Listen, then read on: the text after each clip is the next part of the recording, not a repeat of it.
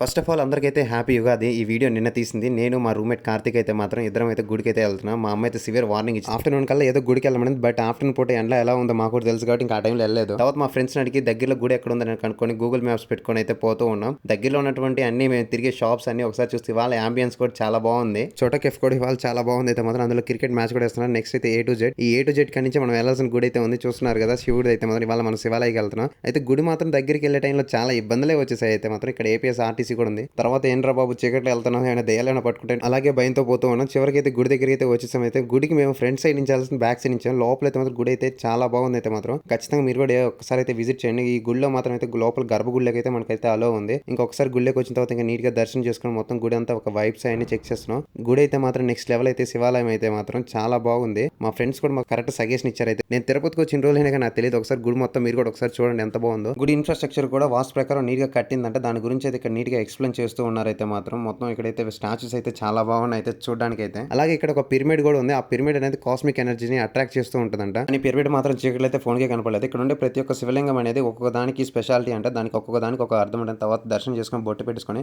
ఇంకా ప్రసాదం అయితే తీసుకున్నది. గుడిలో ప్రసాదం అంటే ఆ ఒక వైబే వేరైతే తినేది కొంచెమే కానీ ఒక మనశ్శాంతి అయితే మాత్రం గుడికి ఎప్పుడైనా కానీ ఎంత పెద్ద టెన్షన్స్ ఉన్నా కానీ అన్ని ఫ్రీ అయిపోతాం. ఇంకా అలాగే గుడి బయట కూడా ఒకసారి మొత్తం చూసుకుంటూ ఉన్నాం. గుడి ఎలా ఉంది అవుట్ సైడ్ కానీ తర్వాత ఇంకొకసారి అలా చూసుకుంటూ మొత్తం ఎన్విరాన్మెంట్ అంతా ఎంత వైబ్ అయితే మాత్రం చాలా పీస్ఫుల్ అయితే మాత్రం గుడికి ఒకసారి వీక్లీ వన్స్ వచ్చినా కానీ ఈ గుడికి ఇబ్బంది లేదు అన్నట్టు అనిపించింది. దగ్గరలోనే ఉంది. ఇంటికి వెళ్ళి ఉంటే బాగుండి అనిపించింది సడన్ గా అయితే మాత్రం. సర్లే ఏం చేస్తాం తర్వాత వెళ్దామని తర్వాత ఒకసారి కోయంబత్తూర్ ఉండేటువంటి ఆదియోగి అయితే మాత్రం స్టాచ్యూ కూడా ఇక్కడ కట్టున్నారు మొత్తం ఎంట్రన్స్ లోపలికి అయితే. బట్ మేము వచ్చిన బ్యాక్ సైడ్ నుంచి ఇంకా అలాగే ఇంకొకసారి మొత్తం చూసుకుంటున్నాం. సర్లే ఇంక వెళ్దాం అనుకున్నాం. నిజానికి లాస్ట్ టైం అయితే చెప్పులు ఎత్తుకోబోయి కుక్కలు అయితే మాత్రం ఈసారి ఉన్నాయా లేవనేది ఒక భయం అయితే మాత్రం ఎలాగ ఉన్నాయి. That's it for today. For more videos like and share and subscribe.